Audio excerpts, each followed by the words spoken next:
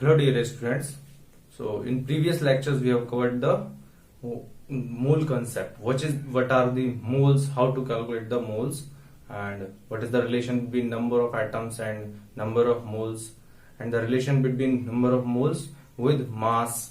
ठीक है, मास के साथ में क्या रिलेशन है, वॉल्यूम के साथ क्या रिलेशन है, ये सब हमने प्रीवियस क्लास में देखा है. ठीक है, सो आज हम जो डिस्कस करेंगे that is next topic, that is limiting reagent. ठीक है, तो लिमिटिंग रिएजेंट का मीनिंग क्या होता है? जैसे नेम से समझ में आ रहा है कि लिमिटिंग मतलब कुछ एक लिमिट या कुछ का मतलब यानी कि कुछ कोई चीज एक पर्टिकुलर एक्सटेंट तक जा रहा है. ठीक है, एक पर्टिकुलर एक्सटेंट तक जा रहा है कि ये इससे ज्यादा नहीं हो सकता, यहां से ज्यादा, या ऐसा बोल सकते हो कहीं आप जा रहे हो वहां जाके आपका रास्ता खत्म हो गया और उसके आगे आप नहीं जा सकते, तो दैट इज लिमिट. ठीक है, तो लिमिटिंग रिएजेंट का मतलब यहां पर क्या होगा कि जैसे रिएक्शन है, कोई भी रिएक्शन में रिएक्टेंट और प्रोडक्ट होता है. ठीक है, तो जब व्हेन यहां पर 2 या 2 से ज्यादा रिएक्टेंट होंगे, व्हेन 2 और more than 2 reactants are present. ठीक है, जो प्रेजेंट होंगे तो उनसे उनका जब रिएक्शन होगा तो जो भी कोई रिएक्टेंट पहले खत्म हो जाएगा, पहले which gets for consumed first is called limiting reagent. क्योंकि ऐसा क्यों कि ऐसा सोच सकते हैं, जैसे एक एग्जांपल लेते हैं, suppose hydrogen plus oxygen gives water. ठीक है, बैलेंस करेंगे इसको, आपने balancing of chemical reaction 10th में पढ़ा है. ठीक है, या प्रीवियस लेक्चर से आप देख सकते हैं. बैलेंसिंग ऑफ केमिकल रिएक्शन का मीनिंग क्या है? Number of reactants elements in reactant side is equal to number of elements in product side. ठीक है, तो रिएक्टेंट में जितना एलिमेंट्स होगा उतना ही प्रोडक्ट में होना चाहिए. Law of conservation of mass. ठीक है, मास can not be created nor destroyed in a chemical reaction. तो देखो यहां नंबर ऑफ, इसको बैलेंसिंग करने के लिए क्या करना होता है, मैं ऐसे बता सकता हूं, जैसे number of hydrogen is here 2, here is also 2, oxygen 2, यहां 2 नहीं है ऑक्सीजन, तो उसको 2 बनाने के लिए क्या करना है, 2 से मल्टीप्लाई करना है. तो ये जो नंबर है यहां पे बस आपको मल्टीप्लाई करना है, इस फॉर्मूले में चेंज नहीं करना है. जो भी कोई फॉर्मूला होगा उसमें चेंज नहीं करना होगा, सामने नंबर को चेंज करना है. अब देखो यहां करने से क्या हुआ, ऑक्सीजन 2 हो गया लेकिन हाइड्रोजन कितना हो गया, 2 2 जा 4, हाइड्रोजन 4 हो गया, तो इसको बैलेंस कर देंगे, 2 2 जा 4. तो सामने वाले जो नंबर्स हैं इनको हम बोलते हैं stoichiometric coefficients. What we call them, इन दोनों नंबर्स को particularly they are called stoichiometric coefficients. Metric coefficients. ठीक है, तो इन्हीं पर डिपेंड करता है कि रिएक्शन में आपको कितना अमाउंट रिक्वायर्ड है. जैसे फॉर एग्जांपल अगर आपको टी बनाना हो, 1 कप टी. ठीक है, 1 कप टी बनाना है तो आपको एटलीस्ट 1 टीस्पून शुगर चाहिए, 1 कप वाटर या मिल्क चाहिए, एंड आप बोल सकते हो उसके अलावा आपको 1 टीस्पून टी चाहिए. तब आप उनको इंग्रेडिएंट को मिक्स करोगे, बॉईल करोगे, तब जाकर के आपका टी फॉर्म होगा. ठीक है, तो यहां पर रिक्वायरमेंट है आपको 1 अगर कप टी बनाना है तो आपने लिमिट कर दी.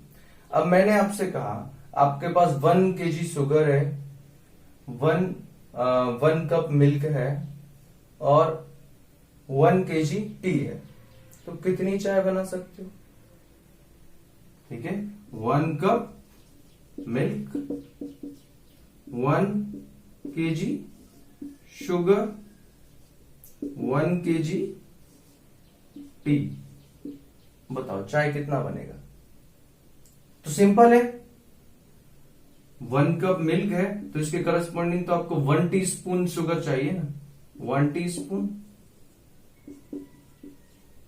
शुगर चाहिए एंड प्लस 1 स्पून, वही 1 टीस्पून या 1 स्पून टी लोगे, तो इतने में ही तो आपका ये बन गया ना चाय.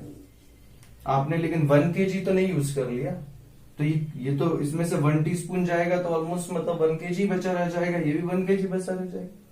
तो यहां पर जो चाय बनना है वो किस पर डिपेंड कर रहा है कि आपका जो कौन सा क्वांटिटी कम अमाउंट में प्रेजेंट है। ठीक है, जैसे कि यहाँ मिल्क सिर्फ 1 कप है तो 1 कप ही चाय बनेगा। अब आप इसमें ऐसा नहीं कि 1 कप चाय 1 कप मिल्क में आप 1 kg शुगर डाल दोगे और चाय बन जाए, ऐसा तो नहीं होगा। ठीक है, तो इस पर डिपेंड कर रहा है प्रोडक्ट। प्रोडक्ट क्या है हमारा, चाय, टी। तो प्रोडक्ट जो डिपेंड कर रहा है वो जो कम अमाउंट में उस पर डिपेंड कर रहा है कितना प्रोडक्ट बनेगा। So this is called limiting reagent. ठीक है, इसी को हम बोलते हैं लिमिटिंग रिएजेंट, जिसके ऊपर डिपेंड कर रहा है कि प्रोडक्ट कितना बनेगा। ये पहले खत्म हो जा रहा है, पहले फिनिश अप हो जा रहा है, सबसे पहले कंज्यूम हो जा रहा है। तो आप लिमिटिंग रिएजेंट की डेफिनेशन में डाल सकते हो दिस इन केमिकल रिएक्शन,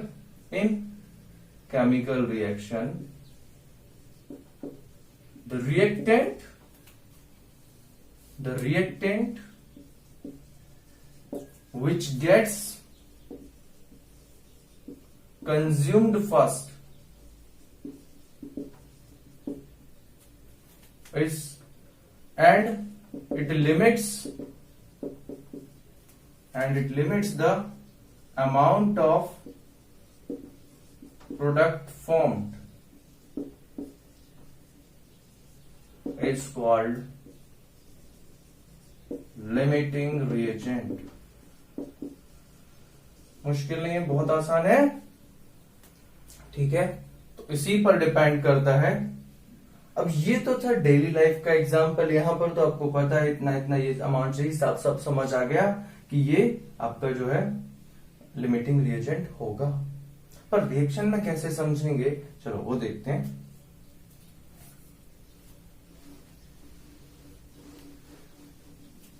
किसी भी रिएक्शन में आपको ये कैसे समझ आएगा कि कितना अमाउंट किससे रिएक्ट करेगा।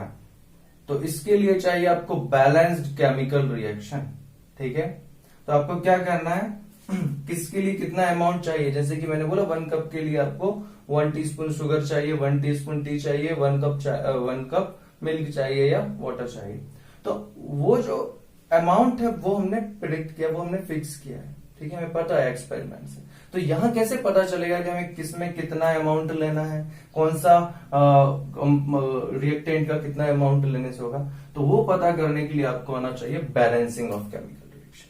ठीक है, जैसे इसमें बैलेंसिंग आपने किया है 2, यहां 2, यहां 1 और यहां 2। यहां अगर रेशियो देखें ये, तो ये जो कोफिशिएंट का रेशियो है 2:1:2। ठीक है, 2 इसका मीनिंग क्या है, 2 मोल्स ऑफ हाइड्रोजन और 2 molecules of hydrogen are reacting with 1 molecule of oxygen and forming 2 molecules of water। Meaning क्या है इसका, 2 molecules of hydrogen are reacting with 1 molecule of oxygen and forming 2 molecules of water।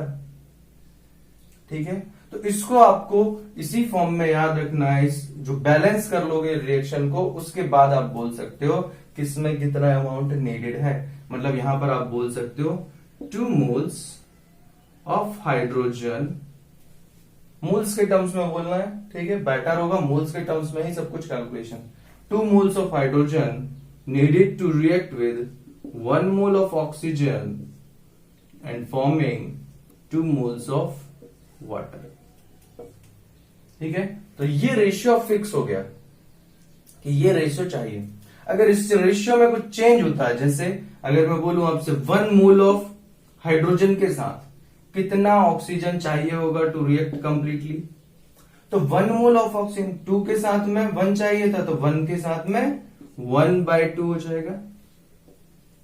Simple है, 2 से divide किया यहां पर, तो यहां भी 2 से डिवाइड कर दो। तो 1 मोल हाइड्रोजन के साथ में आपको कितना, हाफ मोल ऑफ ऑक्सीजन चाहिए to react completely, and they will form how much amount of water. So 2 moles of hydrogen forming 2 moles of water, it means 1 mole of hydrogen form 1 mole of water. ये है मोल concept का सही use. ठीक है, इस तरह से आपको करना है।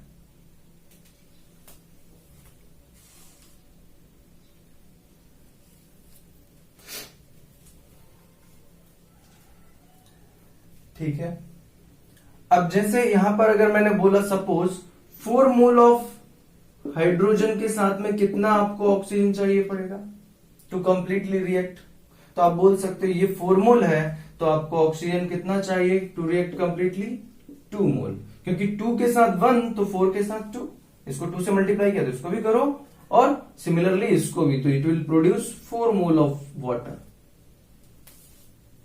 ठीक है, तो ये रेशियो इनको अगर हम डिवाइड करें तो यहां रेशियो क्या आएगा 2:1:2, ये रेशियो फिक्स हो गया फॉर अ पर्टिकुलर रिएक्शन। ये एक रिएक्शन है जो कोई भी रिएक्शन होगी उसके लिए पर्टिकुलर होगा। जैसे एक और रिएक्शन लेते हैं, ऐसा नहीं है कि यही हमेशा फिक्स होगा 2:1:2, ये डिपेंड करता है रिएक्शन क्या है। जैसे कि मैंने एक रिएक्शन लिया था, hydrogen plus iodine gives 2HI।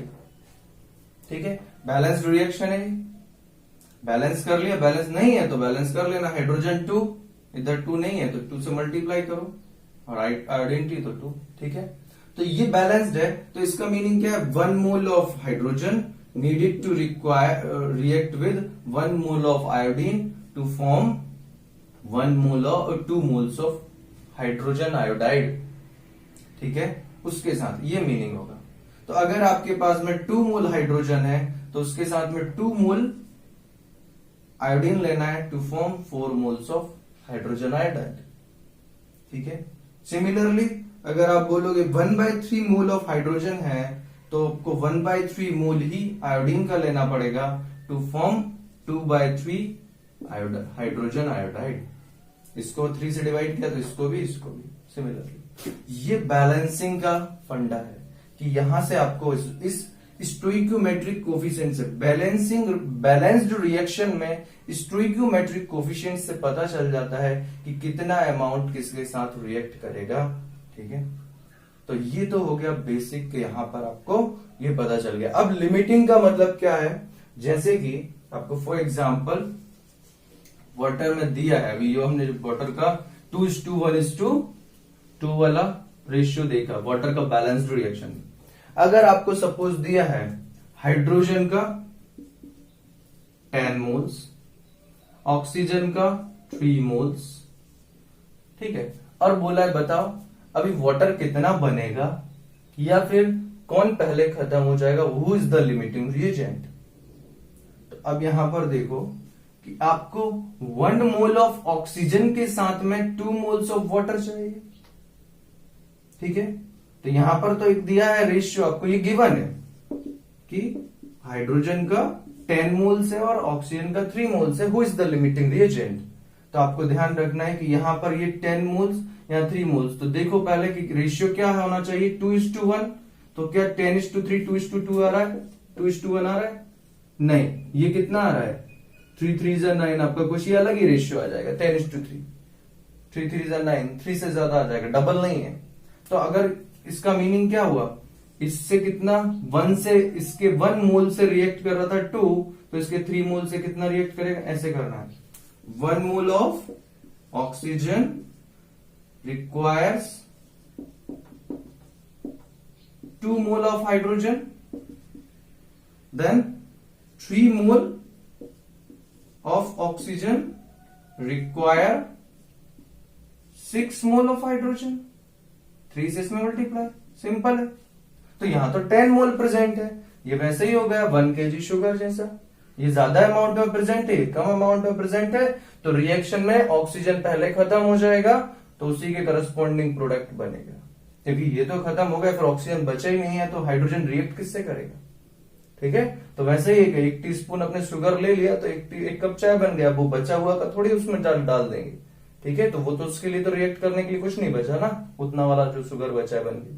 तो वैसे ही समझना है उसके रिस्पेक्ट में ही कि यहां पर ये ज्यादा अमाउंट में बच गया, इसका मतलब ये एक्सिस में प्रेजेंट है और ये लिमिट ये कम प्रेजेंट है, दिस इज लिमिटिंग रिएजेंट। तो यहां पर बोलोगे इसके साथ में कितना रिएक्ट किया, ये कंप्लीटली रिएक्ट कर गया, ये बचेगा 0, और 10 में से कितना माइनस हो जाएगा, इसके साथ कितना रिएक्ट करेगा, 3 2 जा 6, तो ये बच जाएगा 4 moles.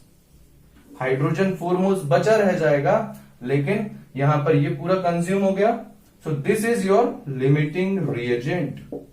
Here oxygen is limiting reagent, और इसके बेसिस पर प्रोडक्ट कितना बनेगा, 1 mole of oxygen forming 2 moles of water, then 3 moles of oxygen will form 6 moles of water. 1 से 2 बन रहा है तो 3 से 6 बनेगा। इस तरह से आपको क्वेश्चन करना, मैं क्वेश्चन करवाऊंगा अभी, ठीक है, बट ये इस तरह से अंडरस्टैंडिंग समझो इसका, ये है लिमिटिंग रिएजेंट, ठीक है। तो इस तरह से आपको लिमिटिंग रिएजेंट के क्वेश्चंस करना है।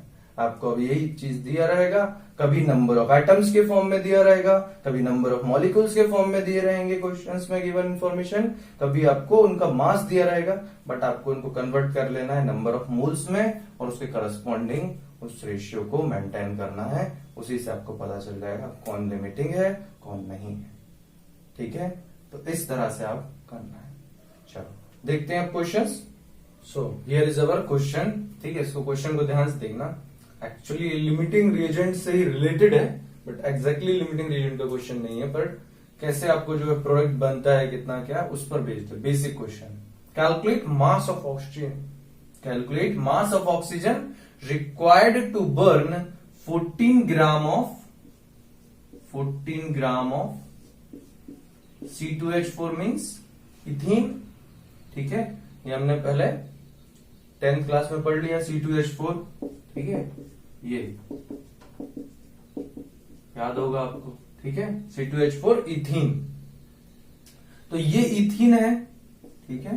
क्या करना है आपको, ये गिवन है 14 ग्राम, इससे कितना अमाउंट ऑफ ऑक्सीजन रिक्वायर्ड है, कितना ऑक्सीजन चाहिए जो कंप्लीटली बर्न कर देगा, इसको जला देगा। तो ये कंबशन रिएक्शन है, ठीक है, कार्बन एंड कंपाउंड का कंबशन रिएक्शन, कि कोई भी हाइड्रोकार्बन, ठीक है, ऑक्सीजन की प्रेजेंस में उसको बर्न करते हैं तो वो क्या प्रोड्यूस करता है, carbon dioxide, water plus heat. It is exothermic reaction, heat निकलता है, ठीक है। लिखो या नहीं लिखो जरूरी नहीं, ठीक है, बट मेन तो क्या है, रिएक्शन से मतलब है, हीट यहां निकलता है, ठीक है। एक्सोथर्मिक रिएक्शन है, आप बोल सकते हो डेल्टा H ग्रेटर देन 0, ठीक है। Change in heat is positive, sorry negative, ठीक है, मतलब हीट रिलीज हो रहा है यहां पर। तो लेकिन यहां पर रिलीज तो हो रहा है, ठीक है, बट ये जो रिएक्शन है ये आपका कंबशन रिएक्शन है, ठीक है। तो अभी इसको देखते हैं, कंबशन रिएक्शन की C2H4 ऑक्सीजन के साथ कंप्लीटली रिएक्ट करेगा तो CO2 और H2O बनाएगा। दोनों साइड चेक करना है बैलेंसिंग के लिए, यहां 2 कार्बन हैं तो इधर भी 2 होना चाहिए, ठीक है। अब देखो उसके बाद में कार्बन बैलेंस हो गया, तो उसके बाद देखना है फिर किसको, अब हाइड्रोजन को देख सकता है, हाइड्रोजन कितना है यहाँ 4, तो हाइड्रोजन भी 2 से मल्टीप्लाई कर दिया तो कितना होगा, हाइड्रोजन हो गया आपका 2H2O मीन्स आपका ये हाइड्रोजन 2 2 जा 4, तो ये भी बैलेंस हो गया। अब ऑक्सीजन को देखो, ऑक्सीजन कितना है, तो इसको बैलेंस करने के लिए, ऑक्सीजन बैलेंस करने के लिए आपको क्या करना है, यहां पर देखो कितना ऑक्सीजन हो रहा है राइट साइड में, 2 2 जा 4 प्लस 2 6, तो इसका मतलब यहां पर 3 से मल्टीप्लाई कर दो, 3 2 जा 6, तो ये बैलेंस हो गया रिएक्शन, ठीक है। तो इस तरह से आप बैलेंस कर देना है, दोनों साइड में नंबर ऑफ रिएक्टेंट्स को चेक, नंबर ऑफ एलिमेंट्स को चेक करके इक्वल होना चाहिए, अभी बैलेंस्ड है, ठीक है। अब इसमें बैलेंस करने के साथ में अब इसका मीनिंग क्या हुआ, इसका कोफिशिएंट क्या है 1 इसका कोफिशिएंट है, इसका 3, इसका 2, इसका 2, मीन्स रेशियो क्या है 1:3:2:2, meaning 1 mole of ethene is required to react with 3 moles of oxygen to form 2 moles of carbon dioxide and 2 moles of water, ठीक है। ये इसका मीनिंग है।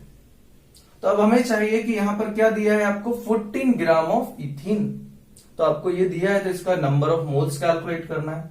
So number of moles calculate करने के लिए पहले इसका मोलर मास निकालो, because number of moles is nothing but given mass of the substance divided by molar mass. ठीक है, प्रीवियस लेक्चर देख लो, वहां से आपको पता चलेगा। ठीक है, तो देखो यहाँ number of moles is equal to, यही कर लेते हैं इसको क्या, चलो ठीक है, इधर दिखा देता हूं मैं। Number of moles is equal to given mass divide by molar mass. तो यहां क्या आ जाएगा, 14 ग्राम तो गिवन मास है इथीन का, बट इसका मोलर मास, तो molar mass of ethene, molar mass of ethene is equal to carbon, 1 carbon है 2 carbon atom into 1 carbon atom का मास 12 प्लस हाइड्रोजन का 4 इंटू हाइड्रोजन का 1 एटम का मास 1। तो 2 4 जा 2 12 जो 24 प्लस 4 28। तो यहां आ गया 28 gram is molar mass. So number of moles कितना आएगा, n is equal to given mass 14 divide by 28, 14 1 जा 14, 14 2 जा, n इज इक्वल टू 1/2 और यू कैन से 0.5 मोल। तो 1/2 मोल्स आ रहा है। ठीक है, नंबर ऑफ मोल्स कितना आया 1/2। तो नंबर ऑफ मोल्स अगर 1/2 है तो इसका मीनिंग क्या होगा, यहां 1/2 मोल्स। ठीक है, 1/2 मोल्स गिवन जो आपका इंफॉर्मेशन है उसके अकॉर्डिंग। तो 1/2 मोल्स के साथ में ऑक्सीजन कितना चाहिए रिएक्ट करने के लिए, 3/2 मोल्स। ठीक है, इसमें 2 से डिवाइड हुआ एक्चुअली, तो यहां भी 2 से डिवाइड कर दो। ये कितना प्रोड्यूस करेंगे कार्बन डाइऑक्साइड, 2/2 और वाटर 2/2। मीन्स अल्टीमेटली आंसर क्या होगा, half mole of ethene react with 3/2 moles of oxygen, 3/2 moles of oxygen to form 1 mole of carbon dioxide and 1 mole of water। ये मीनिंग होगा। ठीक है, अब इसको वर्डिंग्स में, वर्ड्स के साथ में यूज करना है। ठीक है, तो फाइनली मैं ये बोल देता हूं यहां say that half mole of ethene reacting with 3/2 moles of oxygen to forming 1 mole of carbon dioxide and 1 mole of water। तब अब यहां पूछा क्या, calculate mass of oxygen required to burn. तो मास निकालना है इसका। सो वी नीड, सो यहां पर लिख लेना है as half moles of ethene required, half moles of ethene required 3/2 moles of oxygen to react completely or to burn completely। ठीक है, कंबशन रिएक्शन है तो बर्न हो जाएगा, कार्बन डाइऑक्साइड मिलेगा। तो ये आपका ऑक्सीजन के कितने 3/2 मोल्स। तो it means then mass of oxygen is equal to moles, number of moles into molar mass। यहीं से बोल सकते हो number given mass is equal to क्या, number of moles into molar mass. ठीक है, तो इसी से कुछ अलग से याद नहीं रखना है, मास निकालना है कितना आएगा, तो नंबर ऑफ मोल्स, ये मास मोलर मास को इधर मल्टीप्लाई कर दो, तो ये होगा number of moles 3/2 into molar mass of oxygen is 32। Oxygen का मोलर मास क्या होगा 32 होगा यहाँ पर O2 का। ठीक है, तो O2 का 2 6 जा, सॉरी 2 1 जा 2 6 जा 12, 16 3 जा 48।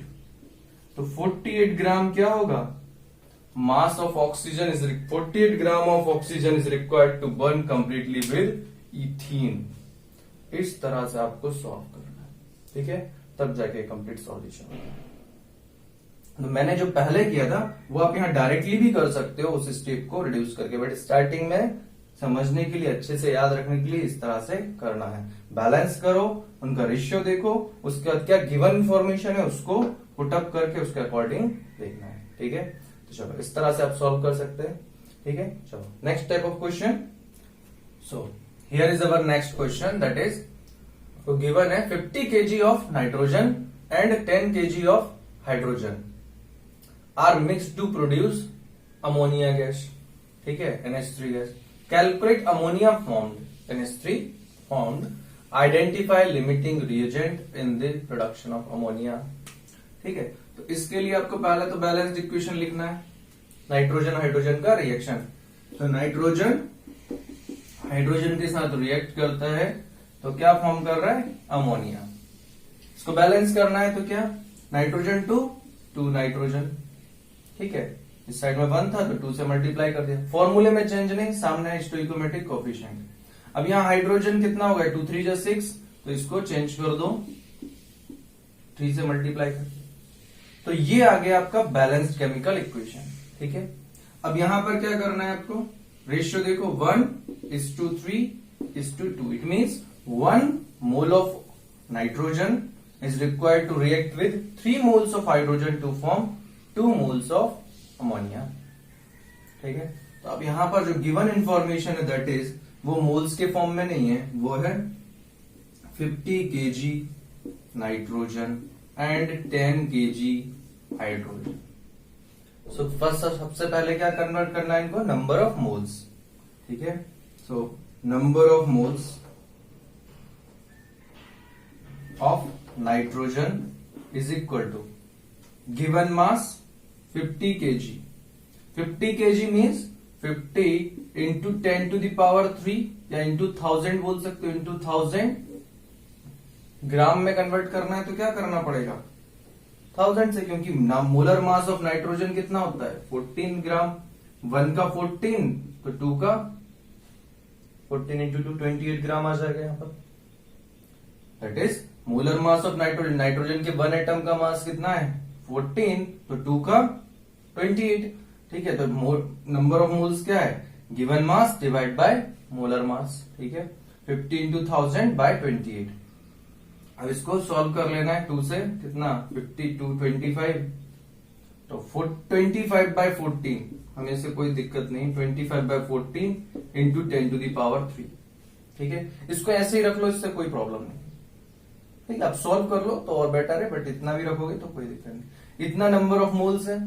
ठीक है, चलो इसके बाद देखते हैं इतना कितना नाइट्रोजन का, इसी तरह से हाइड्रोजन का कितना आएगा तो वो भी देखना हाइड्रोजन का। ठीक है, तो ओके, इसको इधर करने से बेटर था। ठीक है, चलो फिर भी देख लेते हैं हाइड्रोजन का कितना आ जाएगा, number of moles of hydrogen is how much, इसका कितना अमाउंट दिया है 10 kg, means 10 into 10 to the power 3 ग्राम। ठीक है, ये किसमें आएगा, ऊपर भी ग्राम में नीचे भी ग्राम में, इसका यूनिट क्या आएगा मोल्स में, इतना मोल्स। ठीक है, तो 10 into 10 to the power 3 divide by कितना, हाइड्रोजन के 1 एटम का मास 2, 2 का 2 हो जाएगा। ठीक है, तो ये आ जाएगा 5 इंटू 10 to the power 3 मोल। ये तो बहुत सिंपल आ गया, लेकिन ये थोड़ा सा कॉम्प्लेक्स है। अब देखना क्या है, ये आपको गिवन इंफॉर्मेशन है, तो यहां पर देखो इसको कैसे करना है। तो मैं इस इंफॉर्मेशन को यहां लिख देता हूं, number of moles of ammonia is, sorry ammonia नहीं, nitrogen is 25 by 14 into 10 to the power 3 mole. ठीक है, तो ये मोल्स आ गए, तो यहां पे आप इसको देखो किस तरह से ये कौन लिमिटिंग रिएजेंट होगा अभी पता चल जाएगा। तो ये है आपका 25 by 14 into 10 to the power 3 and it is 5 into 10 to the power 3। तो सिंपल कैसे करना है इसको, कि 1 के साथ में रेशियो क्या है, 1 मॉलिक्यूल के साथ में 3 चाहिए, 1 मॉलिक्यूल के साथ में 3 चाहिए इसका, तो ऐसा ही बोल सकते हो इसके 3 के साथ 1 चाहिए। ठीक है, तो अब यहां पर देखते हैं कौन ज्यादा है कम, तो इसका 1 के साथ 3, इसका मतलब इतने number of molecules of nitrogen के साथ हाइड्रोजन कितना रिएक्ट करेगा, 3 into 25 by 14 into 10 to the power 3। 10 to the power 3 तो सेम ही है दोनों जगह में, तो आपको क्या करना है, इसका 3 टाइम्स, इसका 3 टाइम्स कितना होगा 75 बाय 14, 25 3 से 75, 14 से 5.14 7 जब 70 होता है।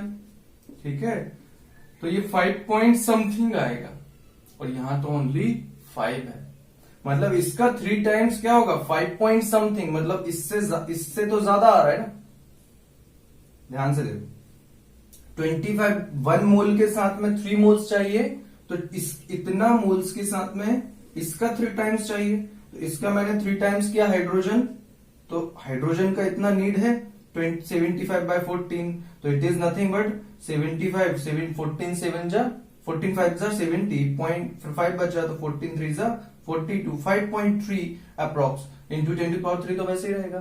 तो ये जो 5.3 है, तो इनको कंपैरिजन करो, ये किसका इतना रिक्वायर्ड है हाइड्रोजन का, लेकिन यहां पर तो इतना गिवन है ना, कम है, तो उल्टा सोचो कि ये क्या है। अब आपका ये समझ आ गया यहां से कि ये क्या होगा, लिमिटिंग रिएजेंट, क्योंकि ये एक्सिस में प्रेजेंट है, ये इससे ज्यादा प्रेजेंट है।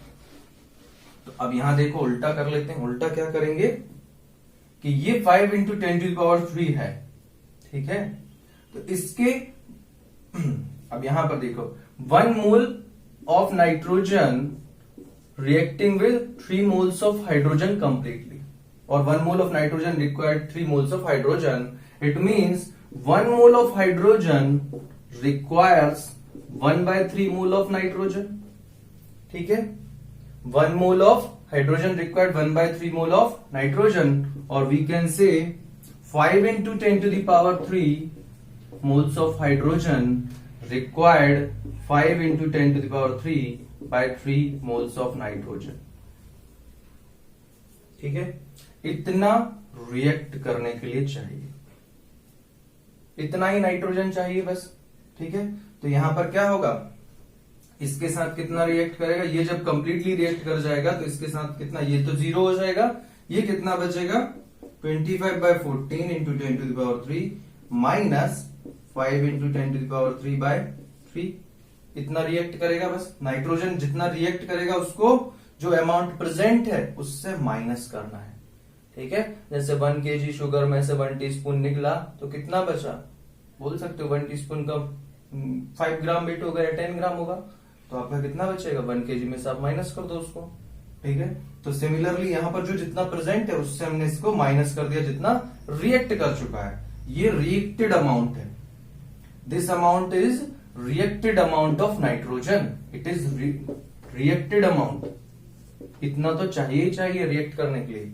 तो आप आसानी से इसको सॉल्व कर सकते हो। अभी ये कितना होगा 14 1 जा 14 14 1 जा 14, ठीक है, 10⁻³ सेम है इसलिए 14 1 जा 14 बचा कितना 11 बचेगा, तो 11 110 और 14 6 जा 96 होता है, सॉरी 98 14 5 जा 14 6 जा 84 14 7 जा 98 14 8 जा 112, तो 14 7 जा आ जाएगा यहाँ पर 1.7, ठीक है। तो वहां पर बच जाएगा कितना 12 120, तो वो फिर 8 टाइम्स ऐसा बोल सकते 1.78 इंटू 10⁻³ माइनस 5/3 मीन्स 3 इंटू 3 1 जा 3.2 बचा, 3 6 जा कितना होता है 18 बचा कितना 2, फिर 3 6 जा मीन्स 6.7 इंटू 10⁻³। तो ये अप्रोक्सीमेटली यहां से आप माइनस कर सकते हैं, तो कितना होगा 1.78 इंटू 10⁻³ तो सेम है दोनों जगह, तो इसको माइनस कर देना है 10⁻³ बाहर लेकर, 1.78 minus 1.7 8 minus 7 1 7 minus 6 1 0.11 1 minus 1 0 0.11 into 10⁻³ remaining amount होगा नाइट्रोजन का, ठीक है, और इतना रिएक्ट कर गया। अब इतना जब रिएक्ट कर गया तो ये है आपका लिमिटिंग रिएजेंट, ये कंप्लीटली फिनिश हो गया, ठीक है। So here identify limiting reagent means nitrogen is limiting reagent, hydrogen is limiting reagent, and आपको ऑल्सो फाइंड करना है are mix to produce calculate ammonia formed. अब अमोनिया कितना बना, तो 3 से 2 बन रहा था, अब कैसे सोचना है इसके लिए, इसमें ऐसे सोचना है that 3 moles of hydrogen 3 moles of hydrogen, ठीक है, right fully 3 moles of hydrogen are will produce 2 mole of nitrogen, ठीक है, sorry 2 mole of ammonia, 2 mole of ammonia बोल सकते हो, ठीक है। तो 1 मोल ऑफ हाइड्रोजन कितना बनाएगा 2/3 मोल ऑफ अमोनिया। ठीक है, 3 से 2 बन रहा है तो 1 से इसको डिवाइड कर देंगे, 2/3 बनेगा।